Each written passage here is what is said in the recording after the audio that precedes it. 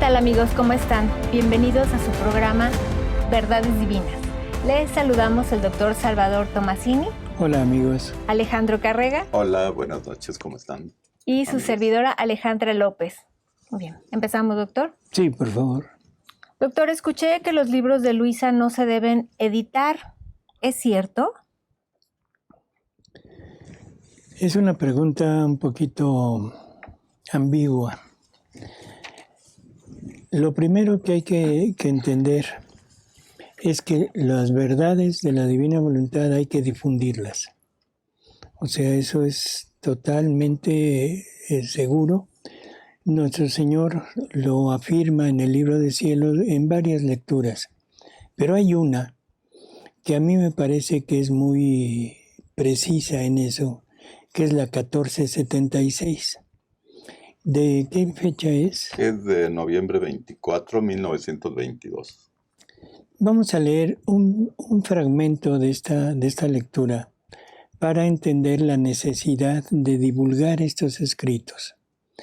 Ahora yo pregunto, ¿cuál es la diferencia entre un libro que se baja de la red y que se imprime a un libro impreso? Bueno, la única diferencia que a mí se me ocurre pensar es la cuestión económica. O sea, y alegar un poco los derechos de autor. San Aníbal de María de Francia, o sea, que era el confesor extraordinario de Luisa y que fue el censor de los escritos de Luisa, hace una comunicación diciendo que Luisa renuncia totalmente a todos sus derechos. Entonces, o sea, que los derechos son de Jesús. Entonces, aquí necesitaríamos ver a quién ha cedido los derechos Jesús. O sea, para poder decir, bueno, está permitido o no está permitido. Yo creo que el libro es infinitamente superior a cualquier medio, o sea, por internet o en fin.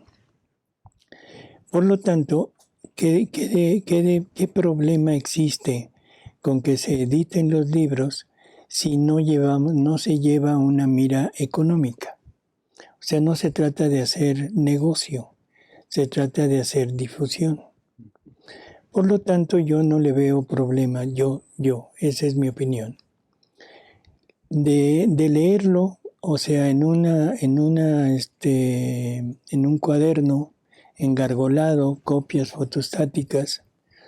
¿Cuál es la diferencia entre la copia fotostática y el libro? Solamente la parte económica. No existe otra. Y sobre todo el punto de difusión de los escritos. Y esto es enfocado a todos aquellos que hablan de no difundir, que hablan de no leer los libros que porque están prohibidos. Entonces la pregunta es, ¿prohibidos por quién? O sea, ¿prohibidos por quién? ¿Por el que se abrogan los derechos? Perdón, pero esto definitivamente no tiene sentido. Vamos a leer este fragmento de esta lectura para ver lo que está diciendo Jesús. Empieza, o sea, que vamos a empezar en el párrafo 4, ¿verdad? Creo. ¿Qué es el 2? O el 2. Empieza con toda una enumeración de lo que Jesús ha hecho con Luisa, de lo que le ha dado, de los atributos, de los bienes que le ha ido dando. Y en donde vamos a empezar, vamos a ver algo de esto, pero sobre todo la negación a publicar, porque Luisa se quejaba de que lo iban a publicar. Y es más, en esta lectura dice Luisa que se publicó algo, bueno, iban a publicar alguna parte de los escritos, pero no se pudo, no sé la causa. Y entonces Luisa se alegra de que no haya salido. Así que vamos a escucharlo. Dice, ahora, mira entonces cuántos bienes te he hecho al mirarte tantas veces, en tenerte conmigo en familiares conversaciones. No han sido solo palabras, sino discursos completos. Por esto, pues, Perdón, es que antes le dijo que una palabra o una mirada eran vínculos que hacía con ella. dice, por esto puedes comprender que las uniones entre tú y yo, las relaciones, los vínculos, las estrechuras son innumerables. Yo he hecho contigo como un maestro que con otros que quieren alguna indicación les dice solo algunas palabras, pero con sus propios discípulos, queriendo hacer de ellos otros tantos maestros semejantes a él, se está con ellos todo el día, habla largamente, está siempre sobre ellos, y ahora desarrolla un argumento, ahora una semejanza, para hacerse comprender más. No los deja jamás solos, por temor de que, distrayéndose, hagan que el viento se lleve sus fatigas, y si es necesario, quita horas a su reposo para educarlos. No ahorra nada, ni fatigas, ni cansancios, ni sudores, para obtener su propósito, que sus discípulos se vuelvan maestros. Así he hecho yo contigo. Nada he ahorrado. Con los demás he tenido solo algunas palabras, contigo discursos, largas lecciones, semejanzas de noche, de día, a todas horas.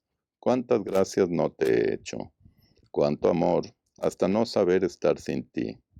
Es grande el designio que he hecho sobre ti, por eso mucho te he dado. Ahora, tú en agradecimiento quisieras tener oculto en ti lo que te he dicho y dado, y por lo tanto no darme la gloria que con manifestarlo yo habría tenido. ¿Qué dirías tú de un discípulo que después de que el maestro ha llegado con tantas fatigas a hacerlo maestro, quisiera retener en sí la instrucción recibida, sin impartirla a los demás? ¿No sería un ingrato y un dolor para el maestro? ¿Qué dirías del sol, que después de que le he dado tanta luz y calor, no quisiera hacer descender esta luz y calor sobre la tierra?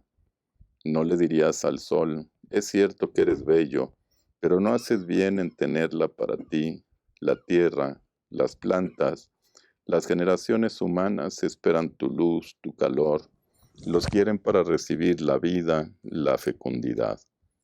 ¿Por qué quieres privarnos de tanto bien? Mucho más que con dárnoslas, nada pierdes. Al contrario, adquieres mayor gloria y todos te bendecirán. Tal eres tú, es más que sol. He puesto en ti tanta luz de verdad sobre mi voluntad, que sería bastante más que sol para iluminar a todos y para hacer más bien que cuanto hace el sol a la tierra.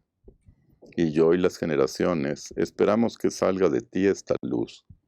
Y tú piensas en cómo ocultarla y casi te afliges si personas autorizadas quieren ocuparse de hacerla salir.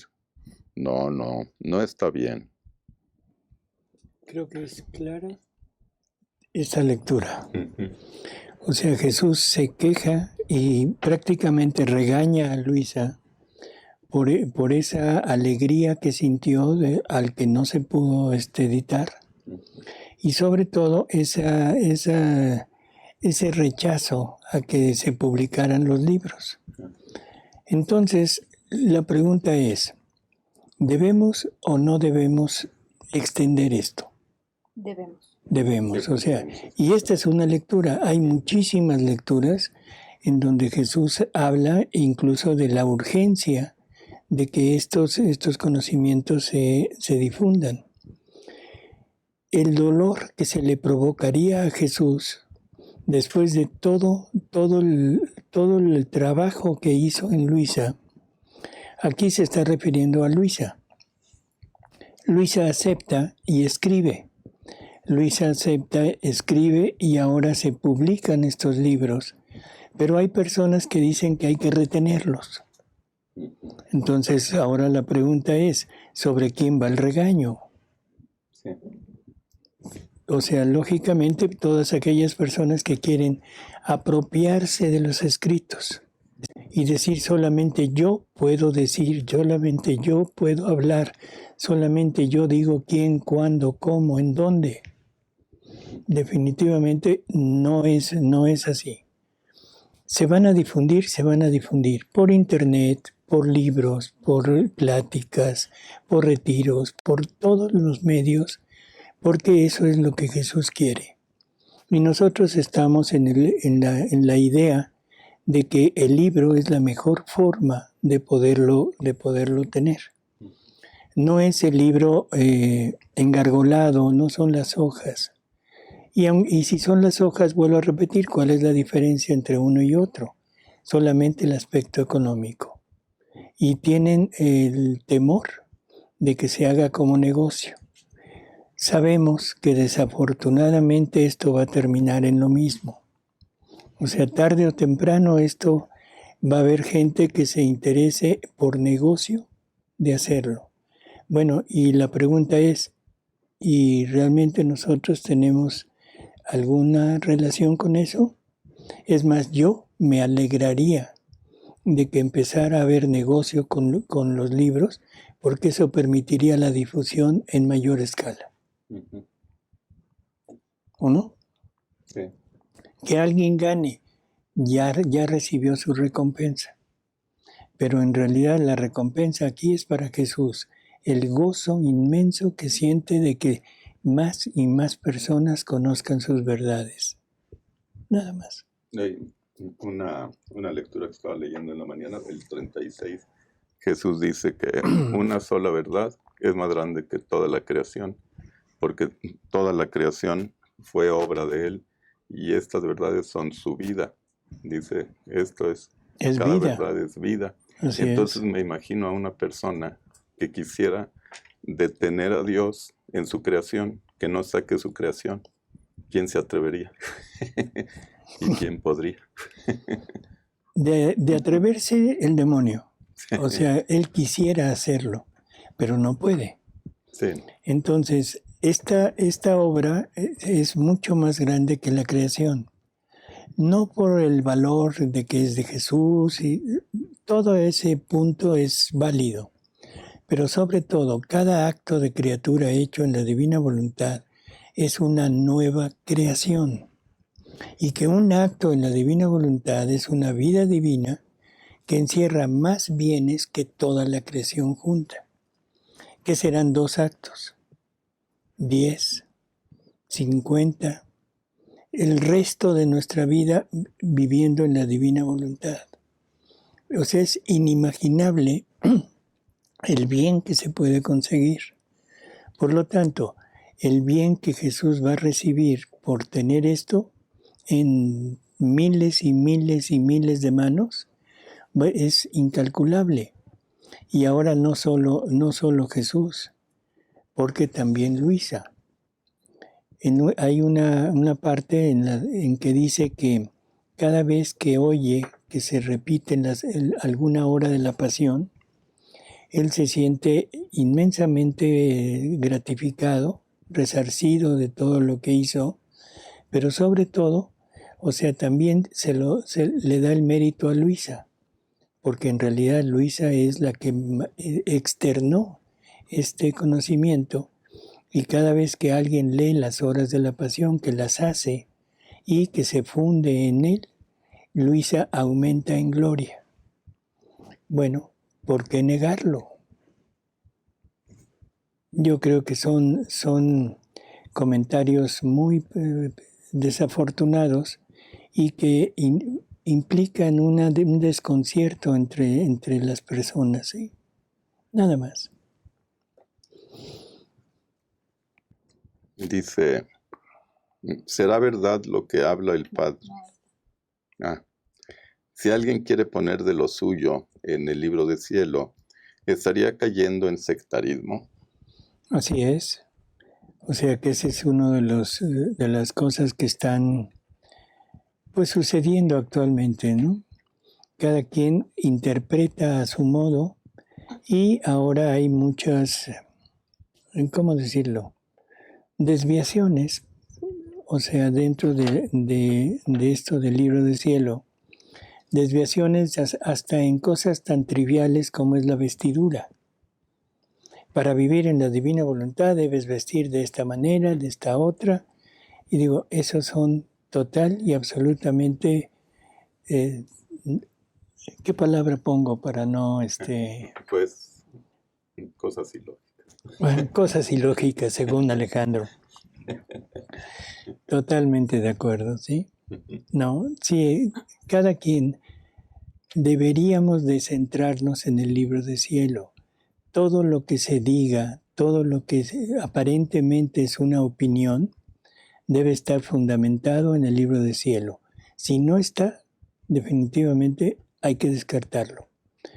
A todas las personas que oigan, que dicen, que argumentan que hay que seguir con lo antiguo, que hay que seguir porque Luisa lo hacía, que nos digan dónde, cómo, de qué manera. Una de las cosas que es muy, ¿cómo es?, atraída a colación es el rezo. Yo creo que hay una lectura que es total y absolutamente contundente. Hija mía, reza. O sea, Jesús diciéndole reza, pero reza como rezo yo. Y luego le enseña a rezar, que ese rezo son giros. Por lo tanto, no se trata del rezo anterior, se trata de rezar como él rezaba. Nada más.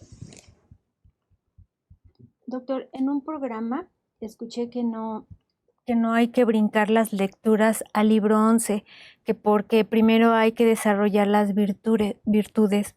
Y además, algo relacionado con lo que acaba de decir, que no se deben dejar las oraciones porque Luisa nunca dejó de rezar el rosario. Qué pena que en estos programas expliquen distinto estos temas, porque percibo que los mismos locutores no se pueden desprender de tanta devoción y eso crea confusión.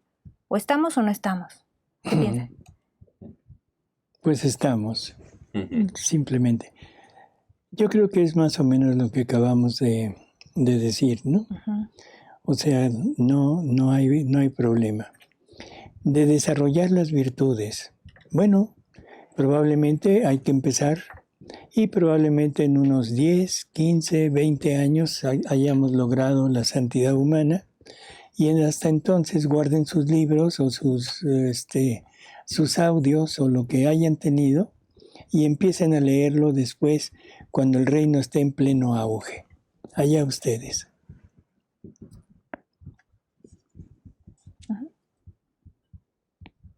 Dice, cuando esté el reino, ¿estarán los que vivieron antes en la divina voluntad? Si lo que está preguntando es en forma física, no. O sea, sí se entiende, ¿no? Como que van a resucitar y van a estar aquí. El reino se va formando en cada uno. El reino está formado, pero formado en Luisa.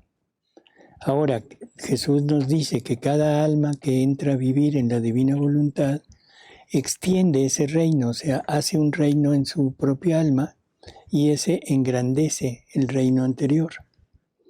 Entonces, cuando esté el reino ya está. Lo que no está es un reino establecido en la tierra.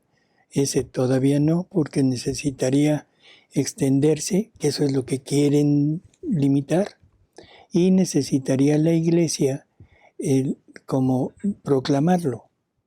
O sea, que ahora sea la iglesia la que acepte estos escritos, que también diga que esto es lo que hay que hacer y que se empiece a predicar en las iglesias. Igual lo que dije hace un momento. Por favor, siéntense porque se van a cansar. Esto va a tardar bastante tiempo, cuando menos en el presente y a corto plazo no se ve la posibilidad de que esto suceda. Y estamos perdiendo nosotros y estamos haciendo que pierda Jesús. ¿Quieren hacerlo así? Adelante, cada quien decide, pero lo obvio es, si Jesús nos constriñe a ir aprendiendo, a ir obrando, a ir actuando, yo creo que definitivamente deberíamos de hacerlo. A menos que queramos obedecer más al hombre que a Dios. Constriñe. Okay. Doctor, ¿en qué volumen se habla de las penas de oficio de Jesús y de María? Bueno, en el libro que es 20, la lectura 54, ¿sí? Ahí lo pueden leer, que es de enero 30 de 1927.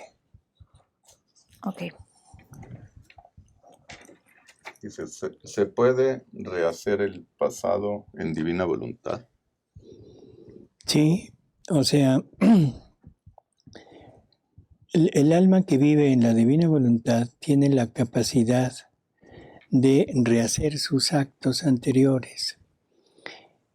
Cuando la divina voluntad habita en un alma y empieza a hacer vida en un alma, esa alma va ya desarrollando en ella una vida divina, pero todo lo anterior quedaría como vida humana. Y sería un deshonor para la divina voluntad traer una cantidad inmensa de actos humanos como parte de la vida divina que está desarrollando en la criatura. Entonces Jesús nos dice que la divina voluntad se corre hacia atrás y va marcando todos los actos de nosotros como actos divinos. La única diferencia con los actos actuales es el mérito. Toda la vida anterior no tiene mérito. ¿Por qué? Porque es obra totalmente de la divinidad. Pero el mérito que vamos a adquirir es el mérito que se va poniendo en toda nuestra vida. Pero sí, definitivamente se puede rehacer, por supuesto que sí. Lo que no podemos hacer es rehacer la vida de otras personas. Podemos reparar por ellas, eso sí. Podemos darle a Jesús, al Padre Celestial, la gloria, el amor, la adoración, en fin, todo lo que ellos quieren recibir, pero todo desde nosotros. Pero dárselo a la otra persona, eso no se puede, porque se necesita la voluntad libre de ellos aceptándolo. Lo que se hace para toda la humanidad es dar luz, dar conocimiento, dar fuerza para que los demás primero conozcan, segundo les agrade y tercero la fuerza necesaria para desapegarse de lo propio y empezar a vivir en la divina voluntad. Pero eso también depende de la decisión de cada uno. No es a fuerza, no es forzado, sino es decisión de cada una de las personas. Doctor, ¿en cuál tomo está el Padre Nuestro? Esa yo la contesto. Sí. Mire, le puede encontrar le voy a decir las fechas, abril 14 de 1923, mayo 2 de 1923, octubre 15 de 1926 y febrero 5 de 1928. Sobre todo en esta última, es en donde le queda más claro todo. Jesús en el volumen 12 dice que reaparecerá la santidad en la divina voluntad cuando existió en Adán. En Adán, o sea, reaparecer en la familia humana normal, en Adán. Adán lo pierde, nadie exceptuando a la Virgen lo tiene, y a lo que se refiere es reaparecer dentro de la familia humana salida de pecado original. Doctor, a las personas que quiero que sepan de lo de la divina voluntad, les he regalado el libro de las 24 horas de la pasión. ¿Es correcto esto o cómo se iniciarían?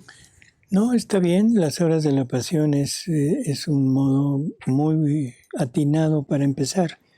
Yo le diría que también ojalá y pudieran leer La Reina del Cielo, porque ahí es una enseñanza de nuestra Madre en que va paulatinamente enseñándonos cómo ella adquirió el reino y qué es lo que ella hace a través de la divina voluntad.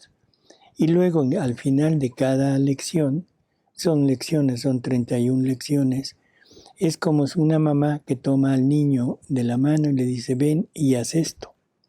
Fíjate en lo que hice yo para que lo hagas tú también. Y los efectos que eso produjo en mí, ahora la divinidad lo ponga en ti.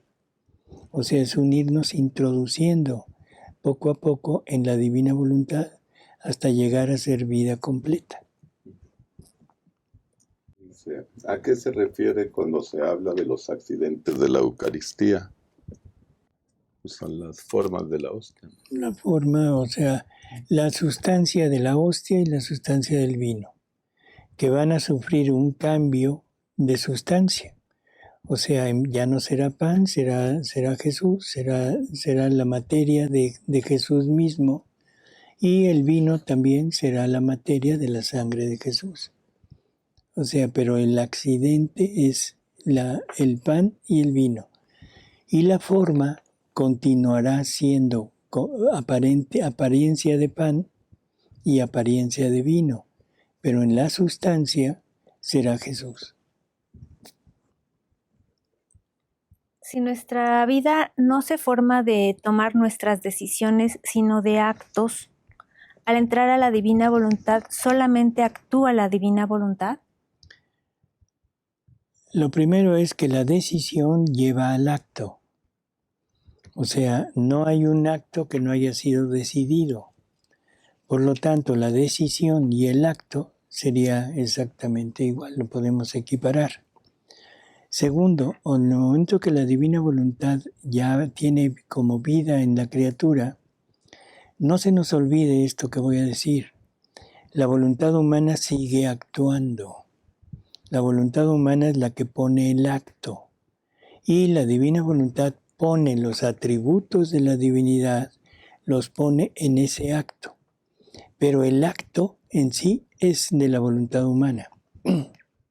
Si no fuera así, entonces lo que haría o lo que pasaría es que ya sería Jesús en él y Jesús en la criatura. Ya no habría una relación de amor entre dos criaturas, entre dos personas, sino sería una sola, y eso sería un amor enfermizo de Dios. Dice, ¿es normal sentir miedo ante el sufrimiento a pesar de que estamos dispuestos a vivir en la divina voluntad? Sí, lo humano nunca nos será quitado. O sea, la parte humana la seguiremos teniendo. Pero el punto es, por un lado sentimos cierto rechazo, cierto temor, pero por otro lado se impone la parte espiritual en donde dice, esto es lo correcto, esto es lo que debemos aceptar, esto es el modo de lograr regresar a nuestra vida real. Así que se combinan y llega el punto, el momento en el que la persona acepta el sufrimiento con gusto, y llega a desear el sufrimiento, aunque la parte aquella del temor existió en un momento. Doctor, ¿es la voluntad humana pecado? ¿Eso nos dice Jesús en el libro de Cielo? Tema importante.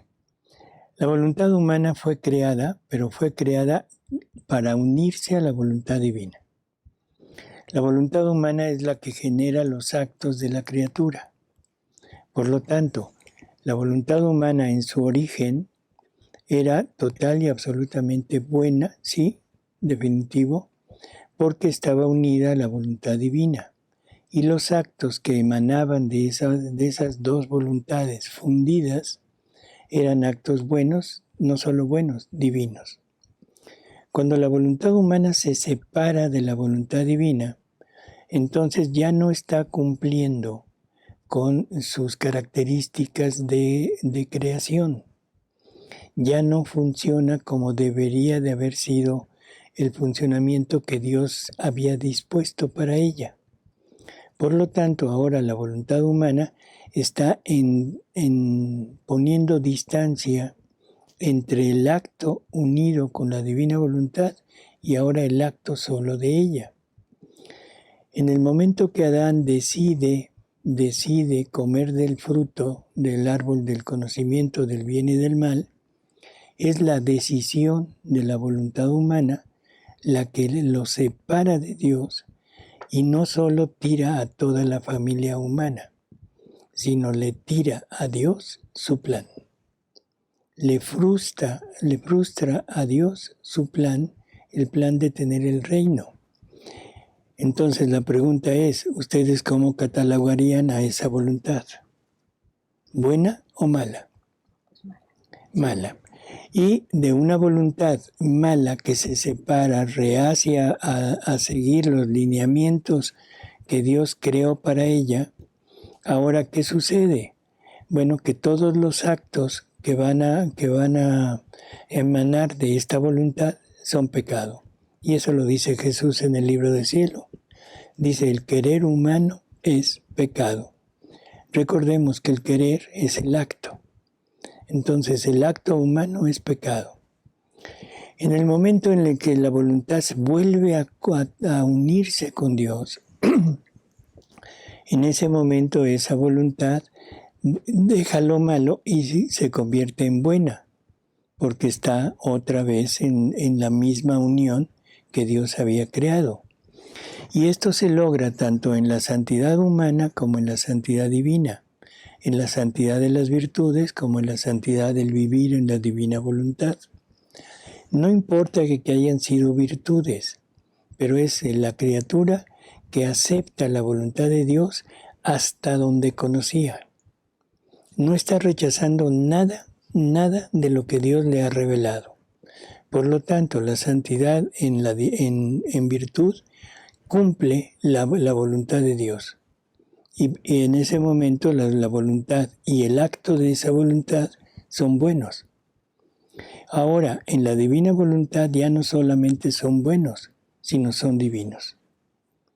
En el momento en que la voluntad humana se vuelve a querer unir con la voluntad divina, entonces ahora la voluntad humana es buena, sí, buenísima, y los actos que emanan de esa voluntad son divinos, ya no humanos, virtuosos, sino divinos. Entonces, ¿es buena o es mala? ¿La voluntad humana? Pues bien usada es buena. Exacto. Ajá. O sea, ni es buena ni es mala. Todo depende de la decisión que tome. Ajá. Y puede ser, Jesús nos dice que la voluntad humana puede ser el ángel que nos lleve al cielo o el demonio que nos logre la condenación. Otra. Dice, ¿cómo actuar ante la hipocresía? ¿Cómo actuar ante la hipocresía? A ver, mejor contéstala tú. Pues si es la propia, pues quitársela, y si es de otro, pues... Por eso, si es una miseria propia, bueno, hay que luchar contra ella, ¿no? Pero cuando luchas contra la hipocresía de Alejandra... No, pues mejor. Calladitos, cada quien por su lado. Pues Jesús dice, cuando alguien se te oponga, no derroches mis obras, porque tú no sabes si es mi plan que se convierta hasta tiempo después. O sea que si hay hipocresía del otro lado, pues... Claro, yo creo que el ejemplo sería Jesús con Judas. Judas siempre fue hipócrita, ¿sí? ¿Por qué? Porque Judas iba buscando un reino material, un reino humano. Iba buscando una posición dentro de ese reino que le brindara prebendas suficientes para todo lo que él quería hacer, ¿no? Pero aceptaba a Jesús, cuando menos al principio, por conveniencia. Pero eso es hipocresía. Ahora, ¿cómo actuaba Jesús? Pues, tolerándolo, tratando de convertirlo, ¿sí?